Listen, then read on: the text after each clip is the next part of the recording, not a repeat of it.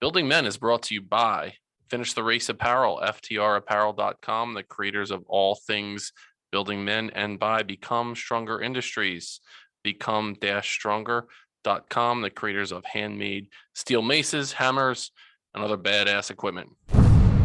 Everything that I do is focused around time. That's my number one commodity that I can't make more of and I can't get any more back. So if I have enough time, I can figure out how to become a good father. If I have enough time, I can figure out how to become a good husband.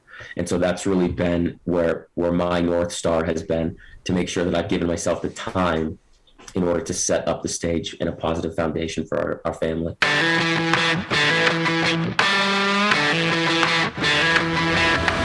You're listening to the Building Men podcast with Dennis and Anthony Miralda, brothers on a mission to help you become the strongest version of yourself, mentally, spiritually, emotionally, and physically. What's happening, brother? That's a sigh. I know. Was it a sigh of relief? Was it a sigh of despair? What's the context behind your sigh? Oh, I'm just, my body's feeling it, my head.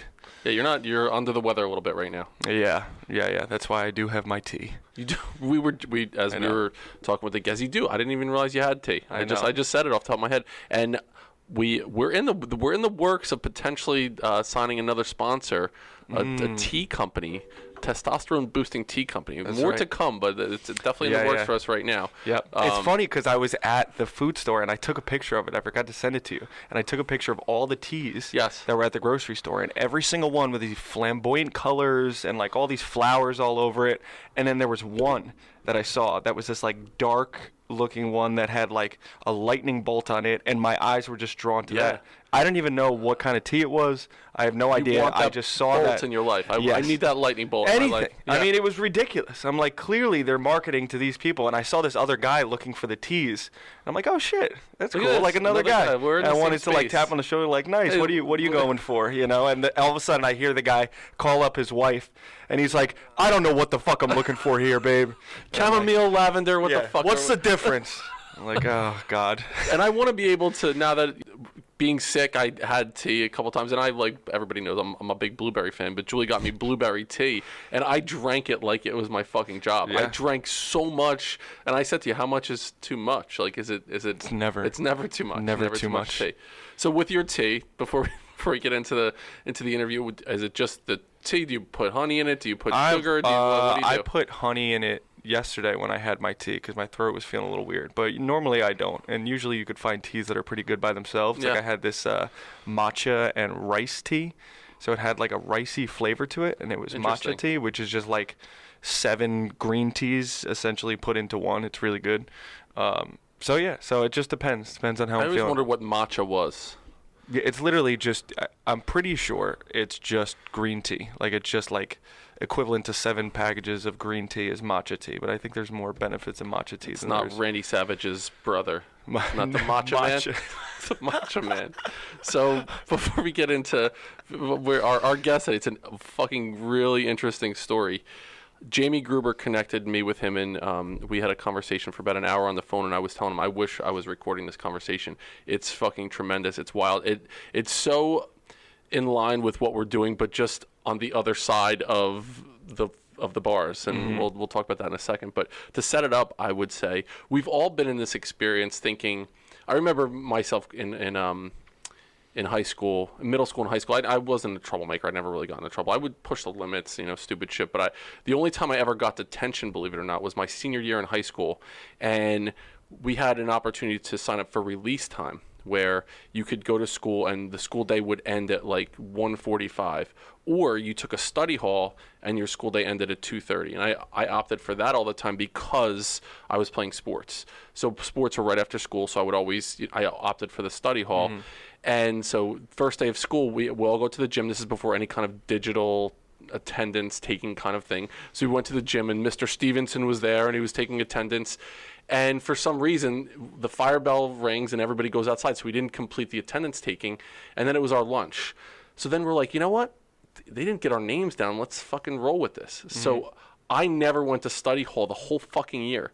My lunch was like 45 minutes or 50 minutes, and then I had a study hall or before. So I wound up having like an hour and 50 minutes of lunch every day for my whole senior year. So we would go to Taco Bell, we would go to the mall, we could do whatever the fuck we wanted in the middle of the day. Then at the very end of the school year, we were getting ready for graduation, and we're getting ready for the lineup, and they're going through the fucking rosters, and none of us, it was me, like my friend Gary, my friend Greg, my friend Frank, we were off to the side, and they're like, what are you doing here? Like, well, we have study hall. They're like, you weren't here all year. Oh. And so they're like, you guys are suspended. You're all suspended out of school.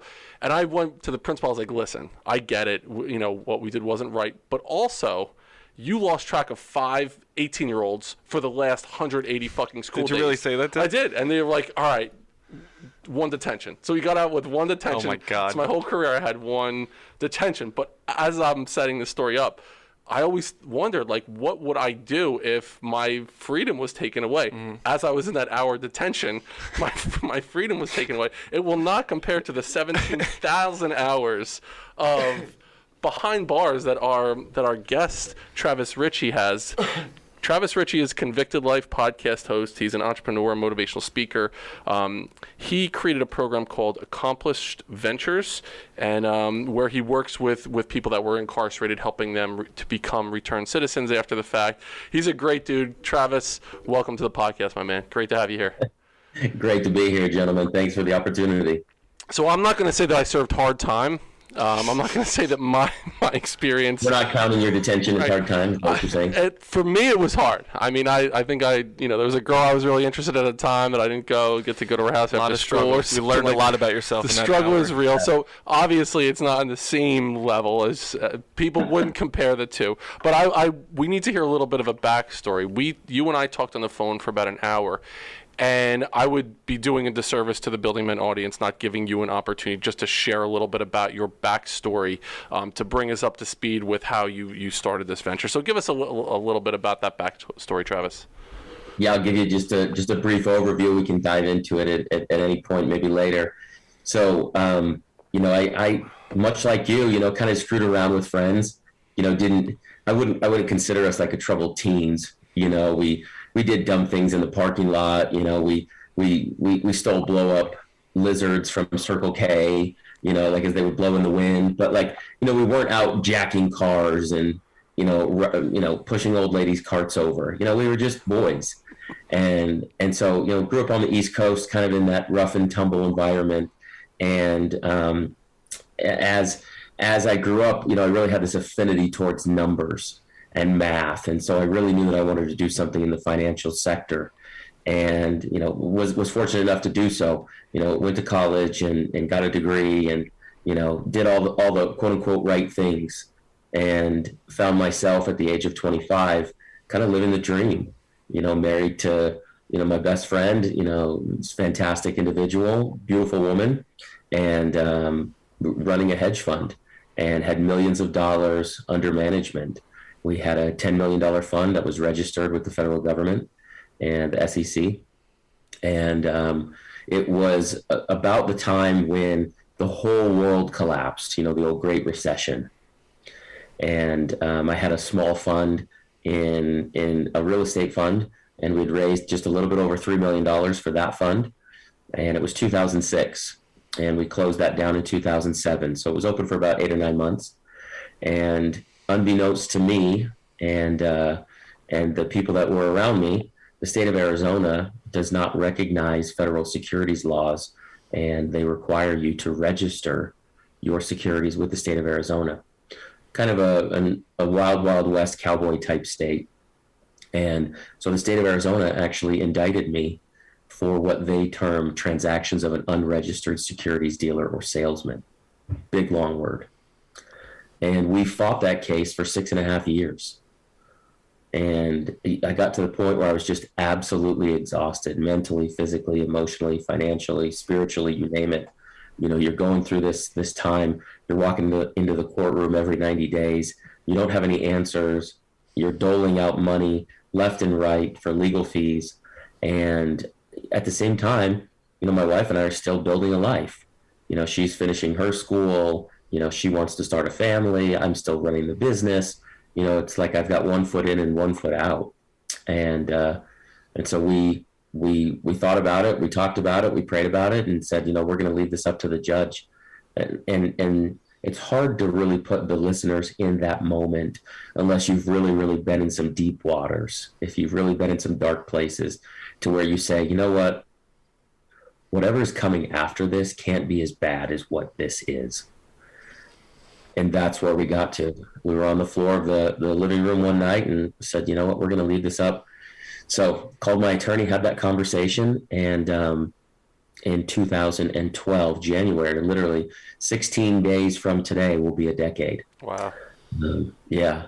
And the judge got in front of the judge, and her words were very specific. They pierced me. And she said, I'm going to make an example out of you. Wow. And she sentenced me to 2 years in the Arizona Department of Corrections. I could feel as you were saying, what the audience might feel when you recognize there's only one way through this, and that's through it. That's it. But then hearing the words, I'm going to make an example out of you, whatever follows that is not going to be good news for you. So before I want to pause the story there, because when we talked, you also gave me a little bit with your backstory as far as you were raised pretty much in a single parent family by your mom. That's also an interesting dynamic in this story as well, which is why you mentioned maybe you were a little bit more on the radar in Arizona because of the story with your father. So bring us up to speed a little bit in that respect as well, with your dynamics with your parents growing up. Yeah, big time. So what happened was, my dad, growing up, my dad was an entrepreneur. Was a very intelligent individual and had a number of very successful businesses, both big and small. But his biggest problem was the man that stared back at him every morning when he brushed his teeth. And so Pops got addicted to heroin right around the 5th grade. And so he became, an out of control monster. Growing up, he was heavily involved in organized crime of all levels. And as you're little, you hear different stories, as you grow up, you see different things, he came home with duffel bags of money, you'd look and find out what the syringes were. You started to kind of piece things together. But at the time, you're 5, 6, 7, 8, 9, 10, 11, 12 years old. You don't really want to believe that the individual who is your dad is this monster, right? And so I would see it kind of in short spurts, in glimpses. And so, for example, at Pop Warner football games, it was not a Saturday would go by where he wouldn't come out of the bleachers, flip the Rolex off and just start beating another coach to death in the middle of the field. He was an incredibly violent individual, some of it based on, his past, his childhood, but a lot of it based on, the addictions that he was fighting in his day-to-day. My dad is a very large man, was a bodybuilder and, very, very, very strong. And so it was an interesting dichotomy. I would go to school, and at this time, you guys probably remember it, you had two programs. You had the DARE program, and then you had the GREAT program. I don't know if you guys had that, but back east, we had the GREAT, gang resistance and education, and they'd show these pictures. They'd pull these photos out. You'd have like Officer Friendly up there, and he'd pull this photo out of some like long-haired, no teeth, meth-looking, degenerate, and he'd say, "Okay, boys and girls, like this is a drug addict that you need to be aware of." And I'm in the audience like, no, it's not. My dad's got, shaved head. My dad's incredibly in shape. My dad's got no tattoos. My dad's tan. He's got blue. Like, that's not a drug addict. Like, I don't know what you guys are talking about, but like my dad, who moves a lot of drugs around the country, that's not what he looks like. So, it was an interesting upbringing, and it got to the point where the addictions and the crime just became so involved and so heavy that my mom chose to leave. And it was a good choice for her and for us as kids, albeit a very difficult choice after 20 plus years trying to make this individual and this family work. And so my mom took us on the path of spirituality and righteousness, and And then my dad just further dove into his negative behaviors. And so my dad was the vice president of the Hells Angels, and as a result got entangled in some very deep and ugly stuff with the federal government, and had a shootout with the Mongols in Laughlin, and was on the wrong side of those video cameras.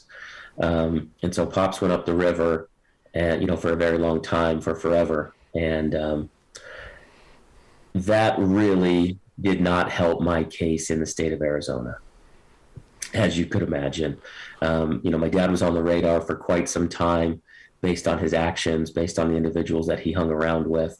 And when it got to be my turn in front of that judge, over the years that we had fought this, we had heard these different undertones from different judges, different prosecutors that were thrown off the case because of, misdeeds that they did or misconduct they had towards us. And it became so clear to me that this was a vendetta, that this was a personal agenda. And everybody that I spoke to, everybody that I had a conversation with, whether it was legal, a lawyer or a friend, they're like, this just doesn't add up. And in terms of why you're being prosecuted this hard. When you looked at the case in general, there was a couple sexy points. I was very young. I had a lot of money under management, and, my family reputation definitely preceded me. And so when you start to paint those pictures together, as they love to do on, News Channel 10, they don't paint you in the greatest of light. They're not going to say that, this is a young man who did everything the right way and had the tiger by the tail and made a misstep. That's not the story that they paint. They paint the story that, you come from an organized crime background, you come from a very, very, very salacious father who, has been all over the news, who's done some very horrible, nasty things.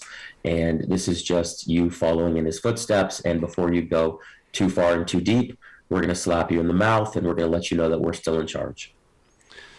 That's the narrative that they tell. Yeah. And first thing, before I even get into the father figure role, who knew that the Hells Angels had a democratic system of president, vice president, secretary, treasurer, they've got a whole setup, sergeant of arms, all of it.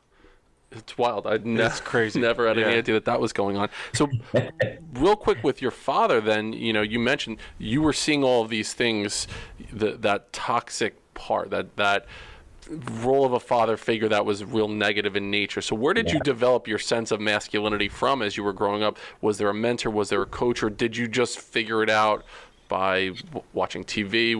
How did you develop that sense of self around your masculinity? Golly, so many areas. So growing up, my dad had a lot of really interesting one-liners that didn't make sense to you. I tell some funny stories. Like, we'd be driving to school, and I'm 9 years old, right? I'm little.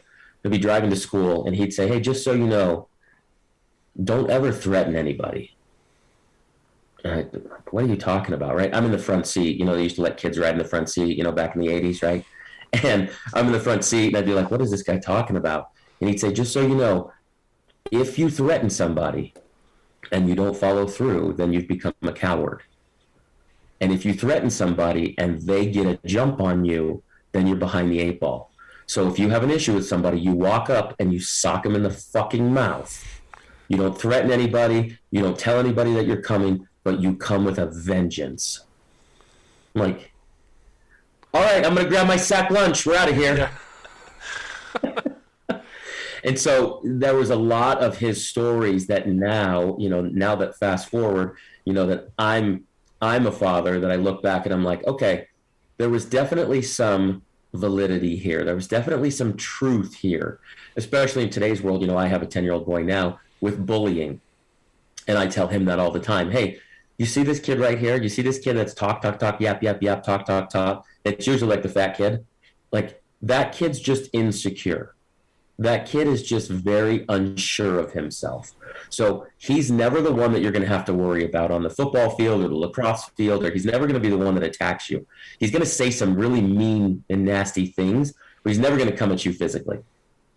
And so, like, that's where I would start to pick up, like, okay, so this is what my dad actually should have said, but in like a lot of his stupors and his anger, he would just, rattle off some crazy shit.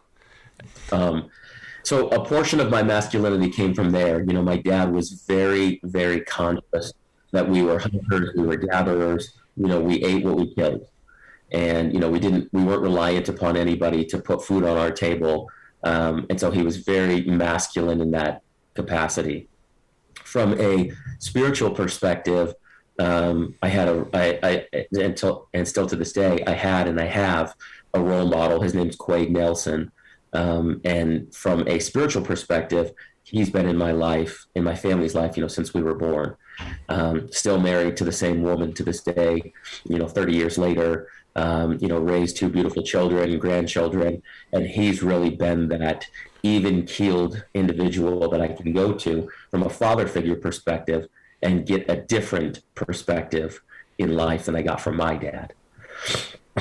When your name is Quade Nelson, you have no other choice but to be that father figure role. I mean, that's the name I would give to the character of the movie. I'm going to go to for advice. His name is Quade Nelson. That sounds like an Arnold Schwarzenegger character in one of. Well, and to give you a little background, you're absolutely right. Quade's probably 6'4", 260 pounds, and he wears cowboy boots.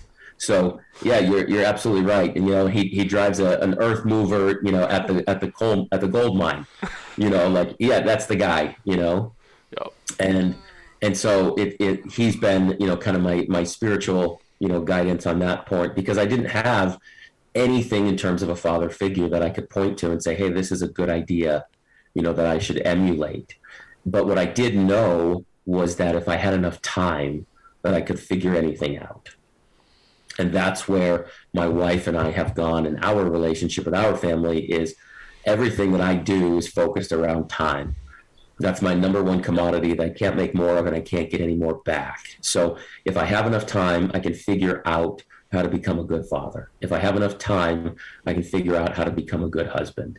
And so that's really been where my North Star has been, to make sure that I've given myself the time in order to set up the stage and a positive foundation for our family. Did you find that you ever wanted to go down that path that your father went down? Like, did you ever feel this, like, inkling to be like, man, that's badass. Like, look at all the stuff he's doing. Because that's what I find interesting. Yeah. Always. Yeah. Yeah. It's confusing. And I say this, I speak to a lot of youth groups and I say this to them all the time. It's a very confusing state, when you're 10, 11, 12 years old, when this monster who's living with you want to make sure that he doesn't come back into your house. Like, you're scared to death of him, right? You're so nervous. You're so worried that he's going to come back, but at the same time, he's your dad. And it's just the weirdest dichotomy to try to figure out. And so, yeah, to your question, absolutely. Because growing up, I didn't have any problems as long as he was around, because he was psychotic. He would do things that would ensure that the family was safe. Legal, illegal, right, wrong, didn't matter. And he was notorious for it. And so, yeah, I all the time, I can remember many, many, many times, I would be 15, 16 years old, 17 years old, 18 years old, driving him and his friends around, with duffel bags full of guns and ammunition and money, going from one place to another, because I was the clean kid. I never did drugs because of what I saw. I knew that I would keep my nose out of trouble because I didn't want to go down that path. But at the same time, I wanted to be close to it. There was something, regardless of how, spiritual or religious or whatever it might be, there's something that we all have, whether it's an HBO documentary or a Showtime series. There's something that's very interesting and intriguing about being a neighborhood gangster. Before we get into picking the story back up again, I want to just comment on the sitting in the front seat when you were 9 years old. It just brought me back to, it was the wild, wild west in cars. I remember laying in the back of, we had a station wagon, sit in the back of a station wagon, or even in a pickup truck. You could be in the back of a pickup truck. Our old man had a work van, and I remember there would be we'd go out for batting practice for the baseball team. We'd have 8 kids sitting on paint cans or drop cloths in the back of a van, and he'd take a turn, and we'd fucking fly all over the place, hitting to the wall. Concussions left and right. We had it was just like that's what we did. You just fucking sat on the paint bucket or the drop cloths, and let's go, strap it in and strap it up. So true. So now we're back in. So now this judge basically says, "I'm going to make an example out of you." You said you had this feeling of, oh shit, this is fucking real right now. Oh. What was the initial sentence that you got from the judge? 2 years. She said, "I remand you to 2 years in the Department of Corrections." And was that? Did you serve the full 2 years? I did not. No. I got very lucky. So Arizona had still has an 85% good time. So if you get 2 years, you only do 85%, which is like 18 months, or 21 months. Sorry. And then I think I got 90 days because of some good time drug counseling, whatever it might have been. So I ended up doing about 18 months. Good time. Yeah, I'm sure that's the best way to talk about your time in prison, right? Oh man, it was such a circus. So now I'm interested in the relationship dynamic with your wife. Now you've gone through this experience together. Now you have children, and there's or one on the way, or however the case may be. And there's got to be this conversation that you're having with your wife now about, okay, like what's going on at home, what's next for us, how are we going to handle this situation? So bring us a little bit into that relationship dynamic between you and your wife.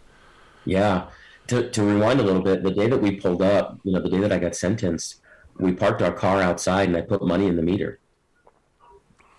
Like it was not in our game plan to do anything except for walk back out of the court building that we've done for the last 6.5 years.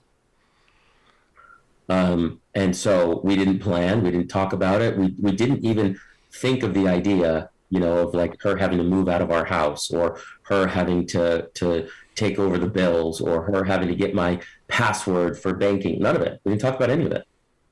And so when she gave me that sentence, when the judge gave me that sentence, it was I literally blacked out. And as I came to, it was the first time in my life they were putting the handcuffs on my wrists. And one of the reasons that I was like, what in the world? My left handcuff was cutting into my skin. It was so tight. And you'll never forget those moments. You never forget the sound of that steel as they click together. You never forget the way that they smell. They smell old and like rusted out. And so I looked across the courtroom and told her that I loved her, and, knew that I was built for this. And there was a part of me that felt, like this is over. This is over. This is a new chapter. And it was literally a millisecond long. I didn't wallow in there. I didn't wait in there. It didn't feel great. I don't want to set that BS up. But there was a moment where I was like, okay, this is a new chapter. And so having that dialogue with my wife, it was intense. What I started to do, when you go into intake, when you go from jail to prison, when they take your photos and, your blood and all that stuff, you have a period of about 21 days, plus or minus a month, where you're just sitting in holding. And you there's no telephones because they're afraid that you're going to tell your loved ones where you're getting transferred to. And there's no windows. It's like a really bad Vegas nightclub. And I have access to a number 2 pencil and 5 sheets of paper a day. And so I start writing to Melissa because I can get stamps. So I start writing to Melissa, and I start telling her about, everything's okay, and this is what's going on, and here's kind of the scene, and, and I initially started writing for her, to let her know that I was okay. But what I quickly realized was that writing became therapeutic and cathartic for me. And so we actually took that exact relationship and wrote hundreds and hundreds and hundreds of letters back and forth to one another. And I took it as an opportunity for us to deep dive into our relationship. I wanted her sometimes, especially in today's world, right? I now call them text message tough guys or keyboard warriors. Everybody feels a little bit more comfortable behind the screen. And so I took that as an opportunity, my wife and I did, to say, okay, like, let's talk about everything. What's our fears? What's our weaknesses? What's our strengths? What's our goals? What's our dreams? And so when we started to communicate on paper, our relationship had been so healthy during that time that I was incarcerated. I can't even put it into words. And as we started to write back and forth to one another, and then I got transferred to a prison yard where she could come and visit, she made those visits every weekend, every Saturday and every Sunday, drove hours one way. And our visits became optimistic. We would talk about the things that we were going to do. This wasn't a death sentence. This wasn't a life sentence. And so her and I would have these conversations where I would say, I am so grateful that this time, this 2 years, that we can set aside and we can learn more about one another, that we can dig deep and understand what we want.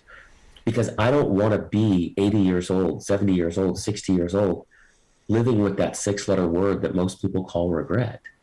We know friends and family members that don't want to be married. I don't ever want to be in that position, because to me, that's a death sentence. And we created this beautiful, 2 years, both on pen and paper and in person, where we would literally architect the life that we were going to live as soon as I was out.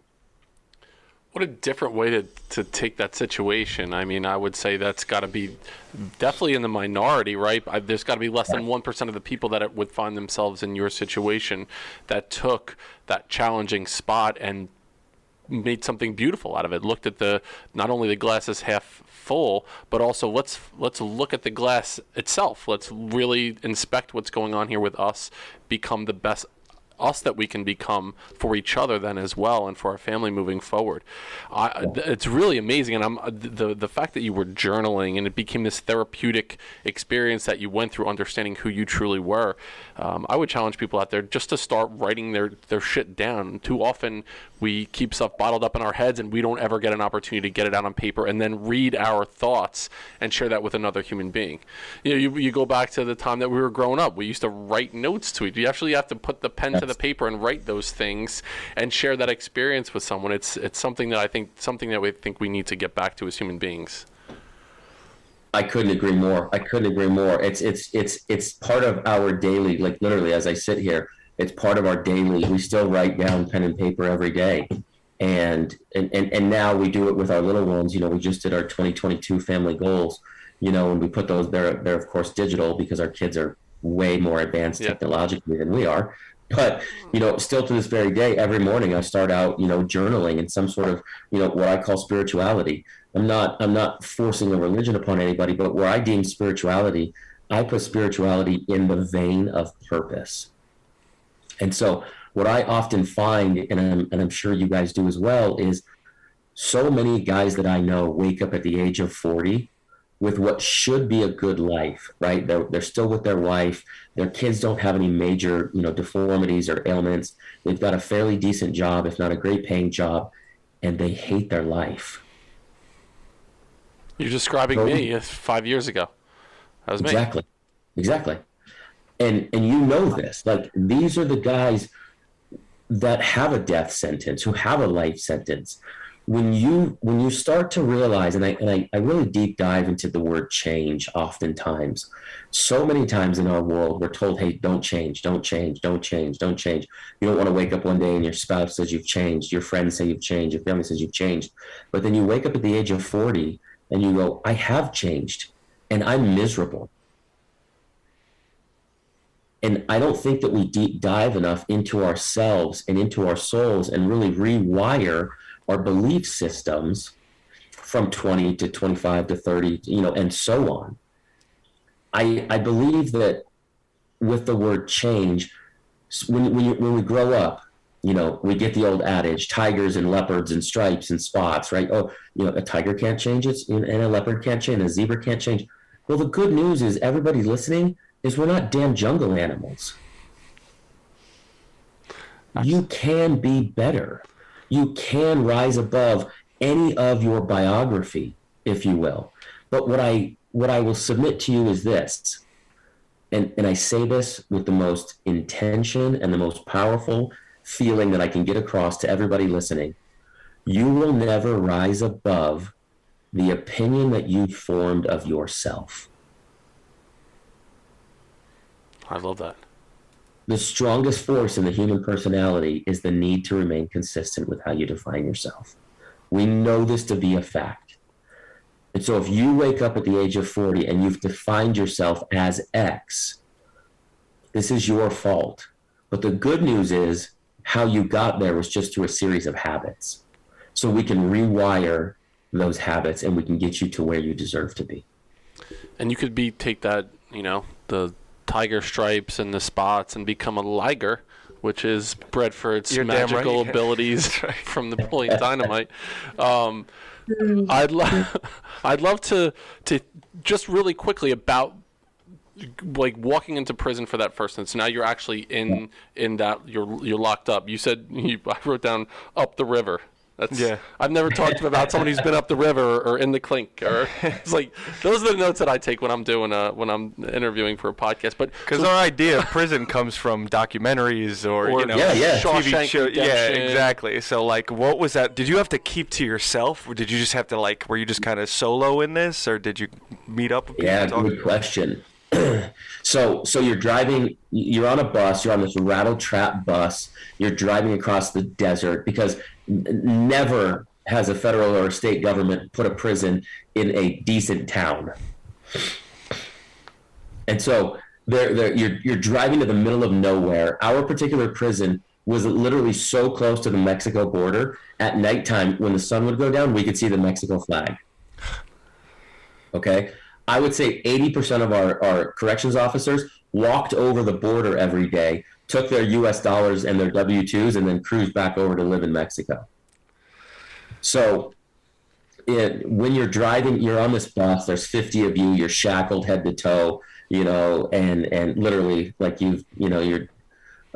and so you're shackled and you pull up and it's just this big long drive, and it's just concrete tower after razor wire after concrete tower after razor wire, and then the bus finally stops and you pull up to the front and there's so much razor wire and chain link that you can't actually see everything inside. You can see the oranges and you can see the people moving, but there's so much razor wire and chain link and areas and sally ports and between you and the yard that you can't actually see through. And you get off the bus and you're shackled up and you're taking your steps down the bus and you're taking your steps onto the yard, and they give you a bedroll and they give you a pillow and they give you a cell assignment, and there you are. And I had a gentleman walk over to me. Prison is obviously very racially motivated, and so I had a white guy walk over to me and obviously between my hair and my blue eyes, he said, "All right, so you're with us." And he said, "Where are you going?" And I showed him my slip, and he said, "All right, I'll show you where it's at." And he showed me to my cell, and there you are, sitting on your bunk in prison, just like that. And I didn't want to be in that room. I didn't want to be in that cell, and so I wanted to go outside. And on this particular day, the workout yard, the rec yard was open, and so I walked outside to the workout yard. And, I had sunglasses on, and I just stood in the workout yard on this concrete slab, and I just wanted the sun to let me know that I was alive. Those were my very first moments in prison. And I knew really quickly, I had a feeling very quickly that I needed to have some friends. And the biggest guy on the yard that I could find, he was doing laps. He was shirtless. He had to weigh 280 pounds, just solid. And another white guy, he had a Walkman on. And so I just started mirroring his activities. And about a week into it, him and I had a conversation. And he told me his story. He was a family man as well and ran a couple small businesses. And the reason that he was he purchased steroids from China and shipped them to a UPS store. And they got him for drug trafficking. Wow. And so, family man, married, kids, the whole nine, and big dude. And so him and I started, he was my partner from that point forward. And we actually still text message to this day. He's out and thriving and doing well. And so that was my workout routine. That was the guy that I was paired up with. And just because I was a little bit intelligent, I figured, the biggest dude on the yard may or may probably most likely going to be the guy I should saddle up with. I will tell you, because everybody loves a good prison story, I will tell you a good prison story. About halfway into my sentence, this guy lands on the yard, this black guy lands on the yard, and he is as big, if not bigger, than my workout partner, Lauren. He's huge. And this guy is doing pull-ups, in sets of 50. And big monster. And so he's on the yard for a couple weeks, and he does some things that are not right. So he takes some people's food because of who he thinks he is or what yard he came from. He says some things to some certain people. And when it really got crazy was he took another individual's workout shoes. And we're on the yard walking, and I have never heard the scream so loud in my life. And there's this guy, he probably weighs 170 pounds soaking wet, and he has 2 socks wrapped around both of his hands, and he has master locks, like from that we used in high school, like Saved by the Bell style, 15, 24, 36. Oh. He has 2 master locks, and they're wrapped around both of his middle fingers, and they're wrapped in socks. And he is splitting this guy open, this big dude that was doing the 50 pull-ups. He is splitting him open left, right, and center, because this is the guy whose shoes that he took. Beats him literally to the point, the guards come out, guns come out, rubber bullets get fired, everybody's on the ground. And it literally, and I say this all the time with no joke when I say it, but like the smallest little psychopath in prison is some of the most dangerous individuals. They call them missiles, or they call them heat seekers, they call them enforcers, but these guys were relentless. And it came a point where, the backstory was the individuals that ran the yard said to the guy who got his shoes stolen, hey, if you don't step up and do something, this is going to continue, and it's going to be worse and worse and worse. And I swear to you, I didn't see it happen from the beginning, but the scream, and I still remember to this day, a decade later, the scream that you heard on the yard from this guy, I mean, his head is just being split open like a watermelon. And that's where the prison term, not that, but that is often referred to the prison term of having your wig split. I'm learning a lot of prison terms here. This is amazing. Were you ever in danger of your life in prison? Like ever worried about being shivved or shanked, or is that the right term? Am I? You're looking at me? Yeah. Well, I don't know. We both served two hours of detention accumulating over there. Yeah, you guys were hardened criminals back in the day. Right. I get it. No, fortunately, no. I had once I was classified, once they go through the intake process, nothing, and I know you guys are going to be shocked to hear this, but nothing with the government goes quickly. I know, spoiler alert. And so, from the time you go from jail, then you get classified to a prison yard, you kind of go to what they call a reception. As stupid as a term as that sounds, they literally call it a reception yard, which is just like thousands of dudes in like bunker style or dormitory style.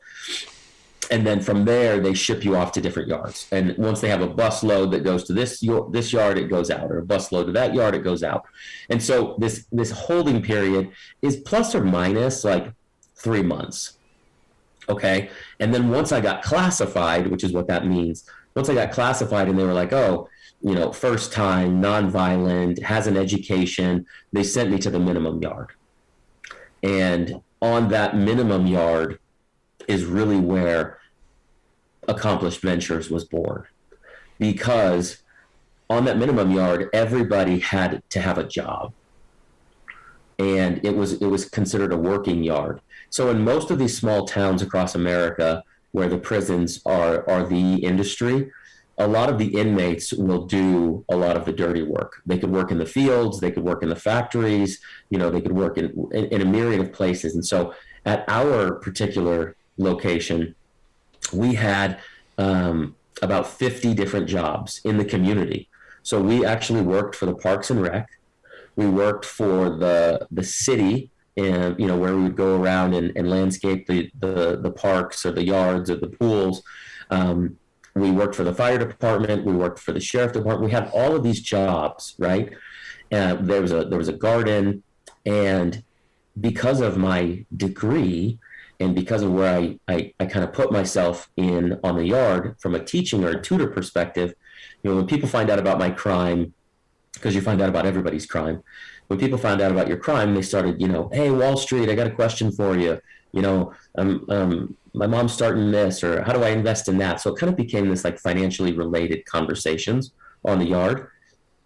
And once I got classified, there was a tutor position that was available out at the community college. So there was this the Small Business Development Center. It's an SBDC. It's a nonprofit. They're nationwide, and they are usually in cohorts with smaller community colleges. And so the 4 yards that made up my city, my prison city, would meet at this community college. And now keep in mind, we're not running around and frolicking with the boys and girls. We have our own Sallyport section. We have our own trailers that we're going into as inmates. Nonetheless, we're still part of that community college. So I get out there, and so rewind, because of my degree, and so this tutor position becomes available, and they say, hey, we want you to go and teach out at the college. And I say, yeah, cool, let's do it. And so when I got out there that day, that week, they were putting together like business plans for ideas for small businesses. And I didn't have a job at this point other than to tutor, and there was really no direction. And so I kind of went, person by person and said, what are you doing? What are you doing? What are you doing? What are you doing? And I would give them ideas. Hey, have you thought about this? Have you thought about that? And naturally, I became kind of the go-to guy. And the gentleman at the Small Business Development Center said, hey, why don't you teach a Business 101 course? Great, let's do it. And so we started to put together courses in curriculum. And I would literally just write all day long for these guys, all day long, because they didn't have access to Google or the internet. And so when guys would come to me, they'd be like, hey, all right, Travis, I'm going to be out in 30 days. How do I set up a business?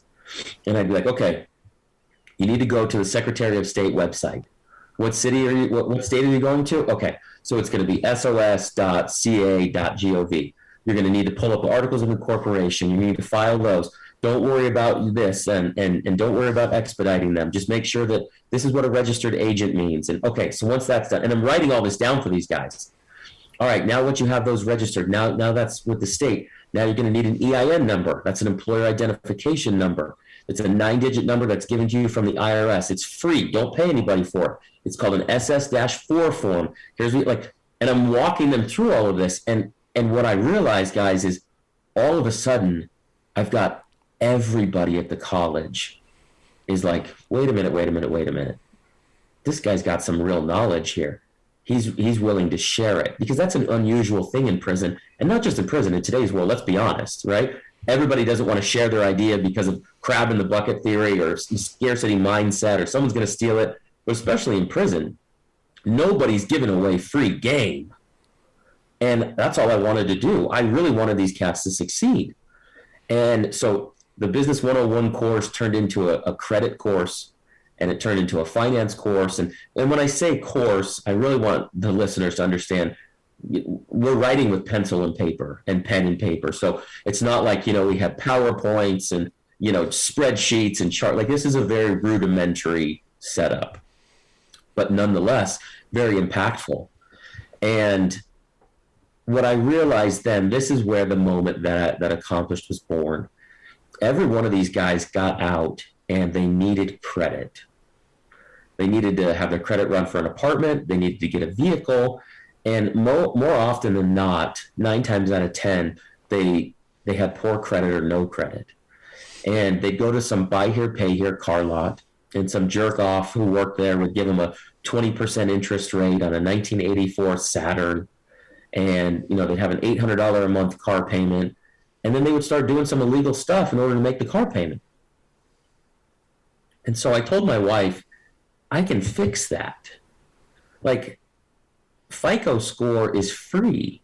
I can get these guys their score twice a year. And so I started having them write to their loved ones, and we were obtaining their credit scores and their credit reports. And I'd be like, is this your name? And he'd be like, no, that's my brother-in-law or my cousin.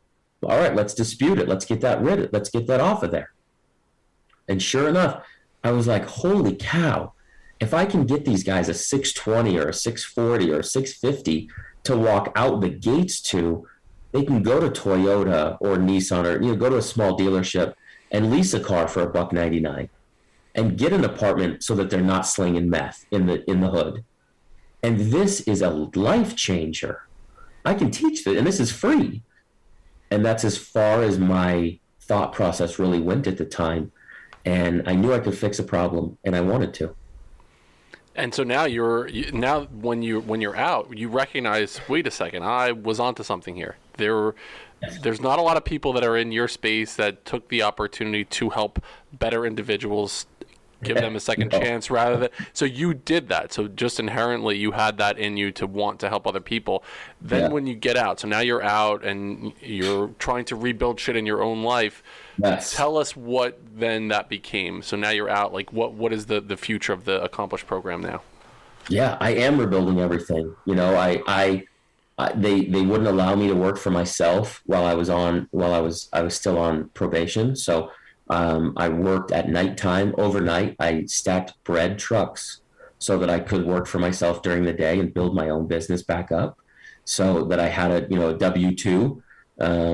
I worked nighttime and I stacked bread trucks for a guy for a small bakery. And as I'm rebuilding, everything kept pointing back to me educating these guys. And I started with a financial literacy course. And I wanted to make sure that when they got this course, that it was totally tangible, that you could walk out and you could get your FICO, you could set up a business, all the above. You knew what a bank account looked like, felt like, and you could do that. Fast forward, that caught on fire because everybody wanted to learn about money. And so you fast forward almost a decade later, Accomplished is now the largest provider of prison curriculum and content in America. We have about 400,000 tablets that we're on a daily basis, and we teach everything from financial literacy to entrepreneurship. And now our biggest focus is the mindset, the mental awareness. And we've moved into, breath work and motivation and consciousness, because I'll give you kind of a small why behind it is for you and I, for the three of us to walk into a job interview, let's say, that could be a daunting task. What's he going to ask me? What's she going to ask me? What should I wear? Right? But imagine that you don't have a resume. How do I explain where I was for the last 3 years? And so I wanted these guys to control the narrative. And so I would start teaching them about controlling the narrative. And I'd say, all right, here's the thing, Dennis. I'm grateful for your time today, and I'm grateful for this interview. I want to let you know that the last 20 months of my life have been taken from me. The reason I applied for this position with your company is because there's 3 things I learned about myself while incarcerated that I think directly apply to your job posting. If you'd like to tell me that we can continue, I'd love to tell you about my story and how I can bring value to your company. If not, I don't want to waste another 20 minutes of my life or yours. And most employers were like, holy crap, do you have 3 friends? Like, the authenticity, the self-confidence, oh my gosh, I can teach you to sell a car or a widget. I can teach you how to pack a UPS truck, but like, holy crap. First of all, thanks for being honest. That doesn't happen. Second of all, the self-confidence, where did you learn that? And so those are the courses that we're now more focused on, right? Like the building up of the man is where I believe we win in life. When we build that man up to give him a purpose and a passion, the profits follow. And so that's where Accomplished Ventures is focused. We're in approximately 155 different jails and prisons around the country. And I get to spend my days traveling the world and speaking to the Department of Corrections and the bureaus of prisons on how to actually rehabilitate inmates. And then I get to spend some time with the inmates and take a Q&A and find out where their pain points are and really help build them up from a mental perspective so that they're ready to hit the gate running. It's absolutely fascinating. And with Building Men being the name of our podcast, it fits right in with that idea. While this is the first interview we've done with someone who has been incarcerated, so many of the interviews, the people that we talk to have gone through that specific challenging spot in their life, and the chips were down and they had to make a decision. Am I going to fold, or am I going to play the hand that was dealt, and I'm going to fucking go all in on me in the best possible way that I can. And so you did that, and not only did you do it for yourself and came out, I would argue, a stronger individual than when you walked in. You took that, and now you're helping so many other people do the same thing. It's absolutely remarkable. I just wanted to just pay my gratitude towards you in doing that. It's such a needed thing, and it's also taking away from the idea of that the process being so punitive in nature, where there's a scarlet letter saying you made a mistake, whatever it was in your life, whether it's your fault or it's not your fault, or whatever the situation was, and you are learning from it and becoming better and getting that second chance. So it becomes a true opportunity for growth, for this moving forward into the future, not that it's punishment, and then you're gonna be out, and then it's gonna be that self-fulfilling thing again. You're gonna be back in again and again and again. So it's phenomenal that you went in this direction. I absolutely give you all the credit in the world. It's amazing. Yeah, I appreciate it, brother. I think what I learned about myself during that time incarcerated was that everything that I had to create a beautiful life was already inside of me. And you knew this yourself, 5 years ago. You, like, all of your ambitions and your deepest, darkest secrets and wildest dreams, like, they're literally just waiting for you to go all in. They're waiting for you to let go.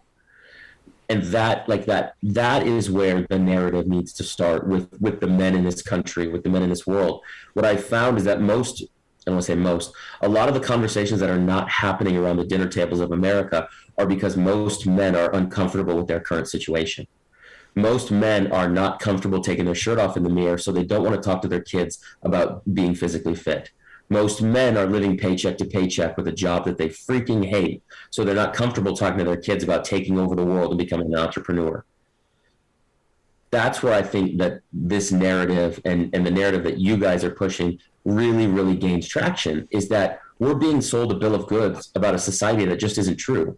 We all have the opportunity to improve. And I would submit that it's actually our obligation as men, as masculine men, to get better, to become better, to build something. And those are the visions and the narratives that we should be passing down to future generations.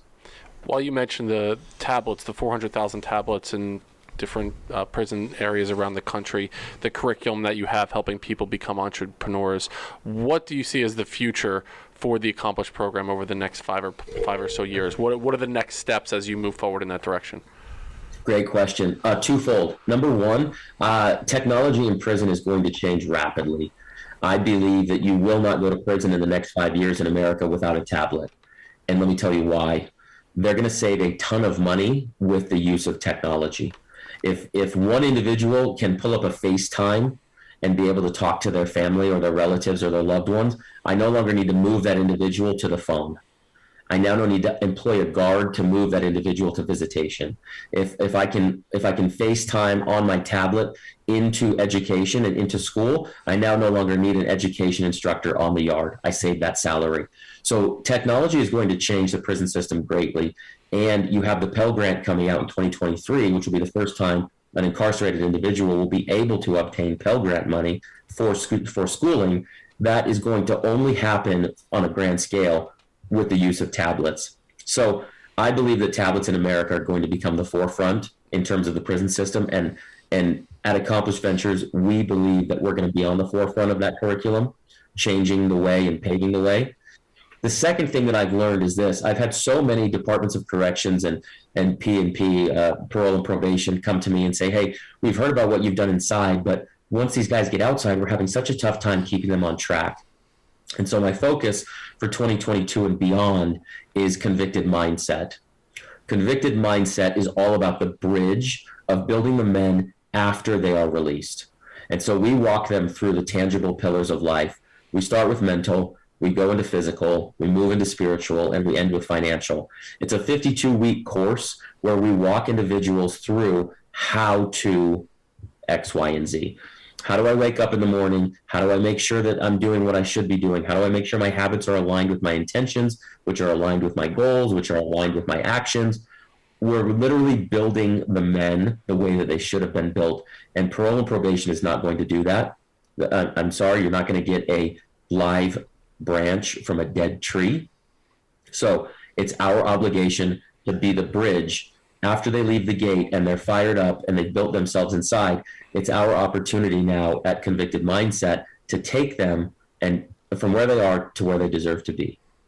That should be a requirement for anyone who's coming out of an incarcerated experience. That should almost be a requirement for any man to go through a 52-week program at some point in their life. They graduate from high school and they go through this program to help them understand what being a man is all about and all of these different things. It's a life requirement. Travis, it should be, right? Like we don't get that stuff. We recently did a program. It was a free event. We called it The Pillars of Masculinity, and we asked people that we had interviewed over the past couple months. We said, send us a 3-minute video clip giving a piece of advice to a high school young man. And it was the piece of advice around self-discipline, around authenticity, about identity. It was such a rewarding experience, and we did it for free, and we'll release it just, if anybody who's interested in taking a look at it. But I have a son who's 16 years old, and he watched it. He's like, that was amazing. Hearing men explain their experiences and things that they have gone through, mistakes that they have made, but also what did they learn from these mistakes that would further help the next generation of young men, like pulling them up by, like when they needed that experience to be pulled up. It was for me, it was probably my most rewarding experience through this program, through building men. But there's such a need for it. So if there's any way that we can support you in your mission, we are all on board. We absolutely love what you're doing. I would love, first of all, I would love to see that video.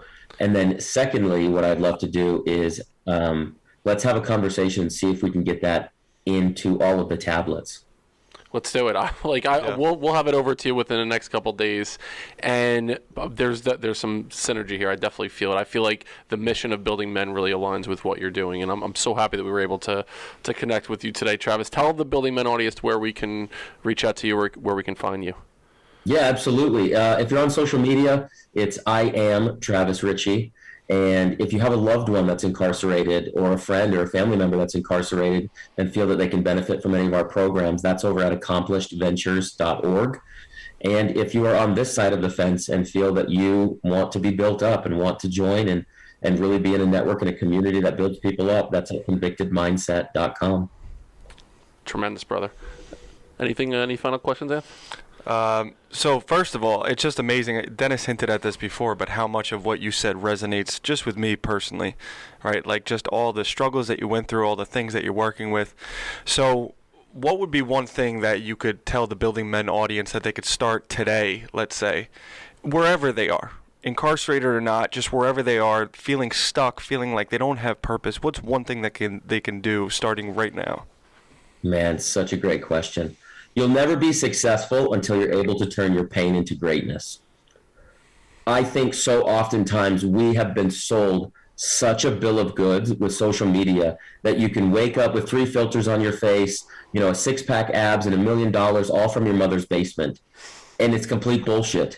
It really is. I think the reason that so many of the men that we talk to have a problem or have an issue is because their pictures of their life do not line up with how it is right now. So rewiring that perspective, I believe that you have to find your ultimate freedom within inside of you. And most of the time it requires you going to that point of pain, that point of trauma, to realize what it is that you are here on earth to do. We only have, in general, 78 of these go-rounds, 78 years. Like that's the average, white dude on this planet, plus or minus 80 years. And so if we've used up half of those, I want to make sure that you are not stuck in one of the traps of self-doubt for the next half of that life. Absolutely tremendous. Turning Pain into Greatness is the name of this podcast episode. To find Building Men, Instagram is building.men, buildingmencoach@gmail.com. Our website is buildingmen.io. Check out our sponsors. We have 2 sponsors right now. Could be a third on the way. We'll go back to the T thing to start the episode. Our sponsors are Become Stronger Industries, maker of handmade steel maces, and Finish the Race of Power, where you can get everything Building Men. Truly appreciate Travis Richie for being on. I didn't get an opportunity to ask you about pack of smokes as currency. We'll do that the next time. I just want I need to know about. I saw you wrote that down. I wrote pack of smokes. Yeah. I wrote down Shiv, pack of smokes, Quaid Nelson. That's how I do my and O'Doyle rule. And I also wrote Kelly Kapowski because I had a crush on her from Saved by the Bell. She was one of the ones. Also, how about if we're talking about crushes and we're taking it back to the 90s? How about Topanga from Boy Meets World? Topanga, Alyssa Milano. I mean, we could do a whole episode just on that. Just on that. And our final thing is, if you're interested in a 4-day, 3-night experience, me, Anthony, Austin, Linney, and Chase Tollison will be holding the Hero's Journey Men's Retreat April 28th through May 1st in Lake Tahoe, California. It's a truly holistic experience, helping us find community, find brotherhood, and go through a badass, 4-day, 3-night experience. So check that out. For the Building Men audience, go a step further than you thought you can go. We'll see you next time on Building Men.